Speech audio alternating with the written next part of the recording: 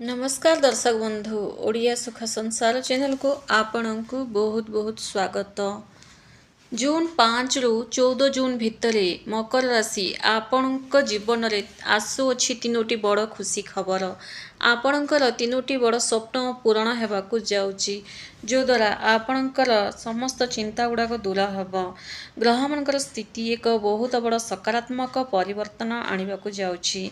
एही समय मध्य आपणकर तीनोटी बड़ स्वप्न पूरण होगाकू जाउची। फ्रेंड्स, ग्रह मनकर स्थिति अनुसार देखंतु आपण राशि स्वामी शनिदेव द्वितीय घरे अर्थात धनर भाव रे रहिछंती, जहाँ आपण को आर्थिक स्थिति वृद्धि करोची, जोटा कि टंका पैसा कमेबाकू लागुचंती। आर्थिक स्थिति मजबूत रहुची। धनर घरे शनिदेव जे कि आपण राशि अधिपति पुणी धनर घरे रहिबा अति शुभ दर्शाउची। देवगुरु बृहस्पति कर्कट राशि उच्चर रही, जोटा कि आपण भाग्य स्थान और पंचम भाव उपरे दृष्टि पकाउछंती, जहा फल अटकी रही काम सफल हेब।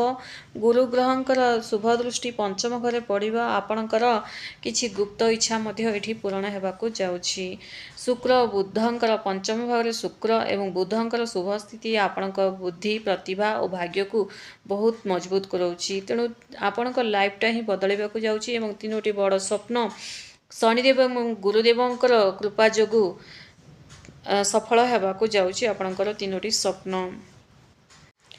मकर राशि जो मैंने भी आम ओडिया सुख संसार चैनल को नुआ कर चैनल को सब्सक्राइब करंतु। वीडियो जदि आपको पसंद आसते गोटे लाइक निश्चय कर दिंतु। कमेंट्स श्रद्धा और भक्तिर सह जय शनिदेव निहाती लिखंतु। फ्रेंड्स, समय हूँ सबुठारु बड़ संपत्ति। जो समय थरे चली जाए ताहा केबे फेरे नहीं। तेणु आजिर काम को काली उपरे छाड़ंतु नहीं, आजिर काम आज ही करंतु।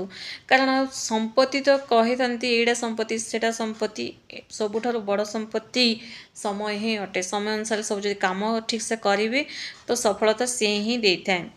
आसंतु जानिबा आपणकर केउ से तीनोटी स्वप्न पूरण होगाकू जाउछि। जदि आपण दीर्घ दिन आर्थिक समस्या दे गति करथिले, टंका पैसार अभाव लगी रहउथला किंबा सबु जगह आपन को लॉस मिलुथला, गाड़ी वाहन सब बेले खराब होउथला, गाड़ी पछरे बहुत सारा टंका पैसा खर्च कर दिचंती, आपन को टंका केउठी अटकी रहिथला, तेबे एही 10 दिन मध्यरे सबु आर्थिक स्थिति आपनकर मजबूत हेबो। फसी जैथिबा टंका मध्य फेरी पाइबार संभावना रहिछि। आयर नुआ माध्यम सृष्टि हेबो एवं आपण को एक बड़ आर्थिक स्वप्न मध्य आपणकर पूरण हेबो। बैंक बैलेंस आपणकर बढ़िबो। किछि प्रोजेक्ट आपणक हाथ को लागिबो, जोटा कि आपणको सफलता मिलिबो। चाकरी क्षेत्र में पदोन्नति किंबा नुआ चाकरीर सुजोग मिलिबो। चाकरीर अपॉर्चुनिटी आसीबो। काम नाही कही घरे बसी रहिछंती, किंतु चाकरी जो मैंने चेष्टा करछंती निश्चित भाव चाकरी मिलिबो। बिना चेष्टारे किछि भी मिली न थाए। फ्रेंड्स, बिजनेस व्यापार जो मैंने करछंती व्यवसायी मान यही समय अत्यंत शुभ अटे। जदि आपण कौनसी नुआ व्यवसाय आरंभ करने को चाहूले तेबे आपणकर एही इच्छाटा मध्य पूरण हबो। नुआ बिजनेस आरंभ करबा एही समय बहुत बढ़िया रहिबो। जदि आपणकर दुकान रे किछि मरामती काम किंबा निज बिजनेस टाको आउ टिके ग्रो करबा को चाहूचंती ताहा मध्य आपणक पई शुभदायक रहिबो। एही जो जून 5 रु 14 जून भितर आपणकर सबु इच्छाटा पूरण हेबाको लागिबो। जदि आपण निज घर टे करने को चाहूँगी किंबा गाड़ी टे किणवा चाहूँगी, दीर्घ दिन चेष्टा करुले, गाड़ीर फोटो रखी देखुले कि यही गाड़ी किणवार अच्छी, जोटा कि आपंकर गोटे स्वप्न थिला कि घर बनइबार गाड़ी किणवार, ग्रह मानकर शुभ प्रभाव जो आपणकर यही स्वप्न मध्य पूरण होगाकू जाउछि। फ्रेंड्स, स्वप्न पूरण हेबार मार्ग मध्य फिटिबो। आपणकर सबु गोटे गोटे काम बनिबाकू लागिबो। जमी बाड़ी विवाद रु मध्य आपनको मुक्ति मिलिबो। आर्थिक स्थिति आपणकर मजबूत हेबो। सबु क्षेत्र में आपणक पई भल रहिछि। मन आपणकर ठीक रहिबो। सुख समृद्धि आपणकर लाइफ को आसीबो। कारण शनिदेव आपणकर द्वितीय घरे रही आपणकर बैंक बैलेंस बढ़ाउचंती। इयाडे धनर घरे जे कि राशि अधिपति माने स्वगृही होई विराजमान अछंती, बहुत बढ़िया रहिछि। एवं गुरुदेवंकर दृष्टि जेहेतु पंचम घरे पड़िबा माने विद्यार्थी मानक पई मध्य भल रहिछि। केवल एही 3 स्वप्न मध्य पूरण हबो ताहा नुहे, आपणकर आर्थिक स्थिति मध्य मजबूत हम विद्यार्थी मान भल समय रही।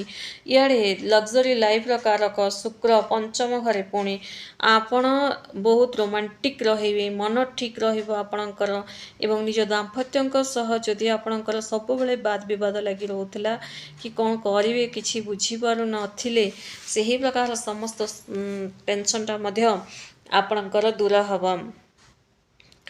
तो फ्रेंड्स कौन करेंगे देखो फ्रेंड्स यही जो समय किसी जिनस सतर्क हो पड़ो।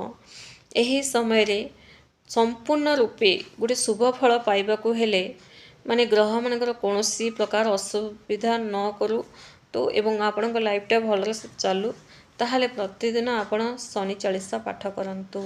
शनि चालीसा पाठ करने द्वारा आपणकर अटकी जाइथिला कामटा बनिबाकू लागिबो एवं शत्रुनाश हेबो एवं शनि जेहेतु आपणक द्वितीय घरे रहिचंती आपणक धनर घरे शनिदेव रहिबा आपण जदि शनि चालीसा प्रत्येक दिन पाठ करिवे संध्या समय पाठ करंतु बहुत बढ़िया रहिबो। गुडे सफा सुतरा वस्त्र धारण करी ही पाठ करंतु।